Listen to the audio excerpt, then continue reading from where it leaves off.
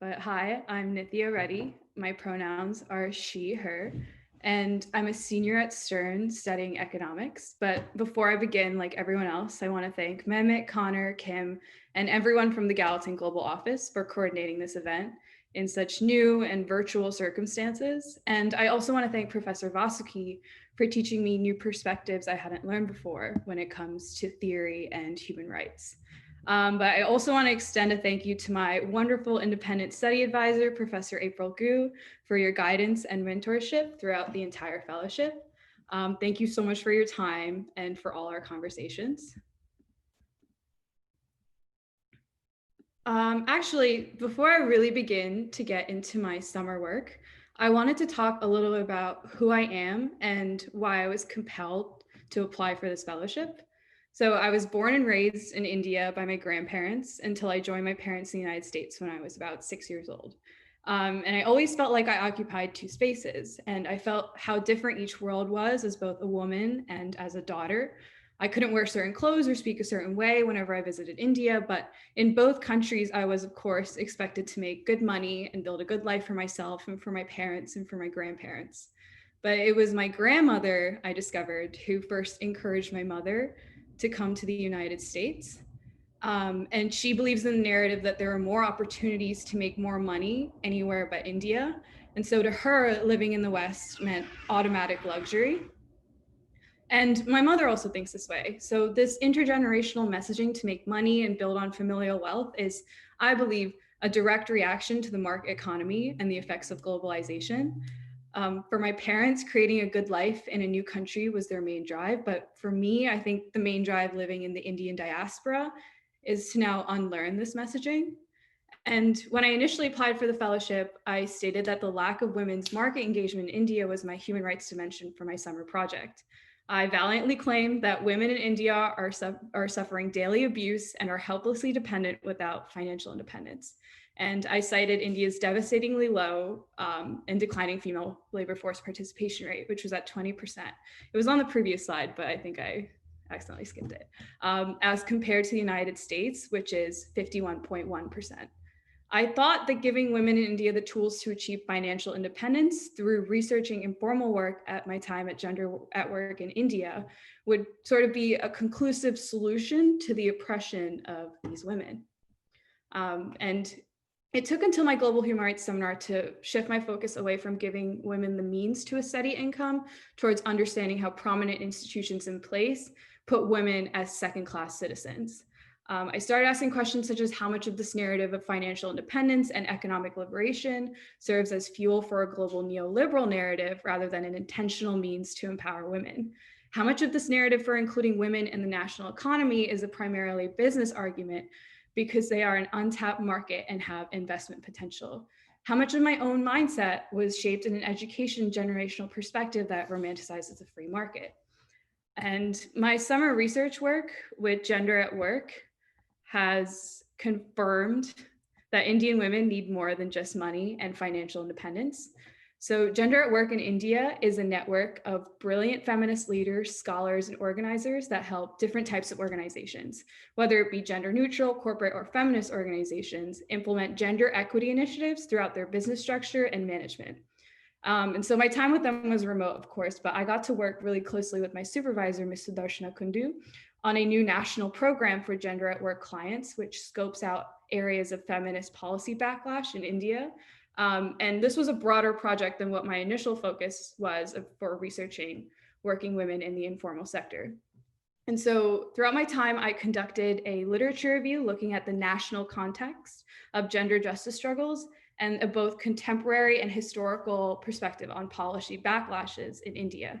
I also helped create tools that mapped out spaces for female participation and gender equality in India and the institutions in power that may or may not have the interest of women as a priority.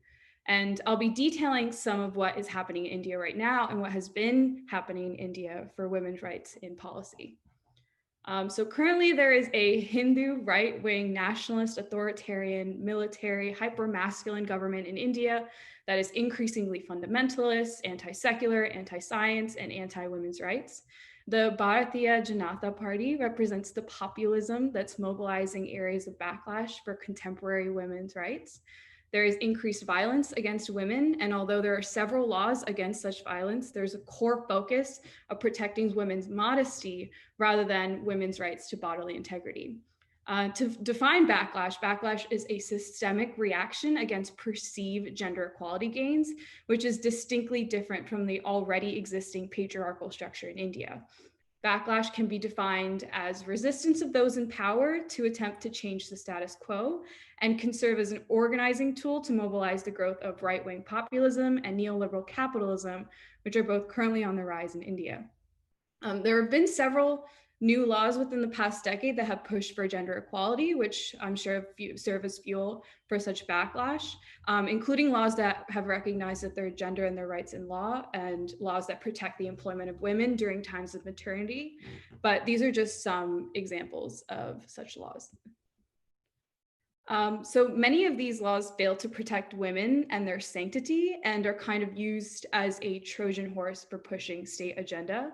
Specifically when looking at love jihad, which is the false guise of protecting Hindu women from their Muslim male partners, there is a state intervention for when women transcend their caste and religious boundaries. And more recently, there has been a more regressive transgender bill in 2019 that requires gender confirmation surgery as the proof to gain their rights. And there's also a new state citizenship initiative that requires proof of citizenship, with which most vulnerable women populations do not carry, especially minority women and minority populations. And in this way, there's a constant push and pull of recognizing and implementing rights for women and minorities, but it lacks proper input from vulnerable populations. And the coronavirus pandemic has only made it worse, and there's a gender blind spot when it comes to increased intimate partner violence. Coronavirus has hindered protests led by Muslim women against the increasing surveillance state, has increased the use of police and military, and has disproportionately affected female healthcare workers and domestic workers, both in terms of health and income. But historically, when looking at the social makeup of India, there has always been an extreme binary between men and women. Women are separated from men through labor, education levels, private property ownership, patriarchal family structures, the overwhelming male domination of gods, and the caste system. The historical status of women in India is synonymous with class, and the initial division of labor that placed women in domestic and reproductive work has only gotten worse with increased development, industrialization, and globalization. The increased divisions between property ownership, labor, and education has created new rights for women to not have. And oftentimes the methods of empowerment that I researched were still in that bubble of viewing Indian women as second-class citizens, still in that bubble of a patriarchal and nationalistic society.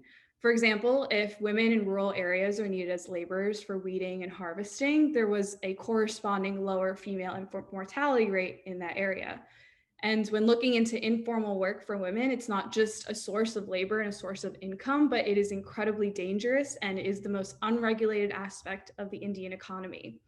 And while there is increased gender parity for women in combat in India, which has been deemed progressive, it's still in that patriarchal nationalist bubble. And so feminist organizations in India have recognized this inherent fallacy, especially gender at work, in empowerment, and developed a consciousness that pushed them from feminist to anti-patriarchal to anti-capitalistic to anti-utopian patriarchalism, and towards building a world that fosters communities of women.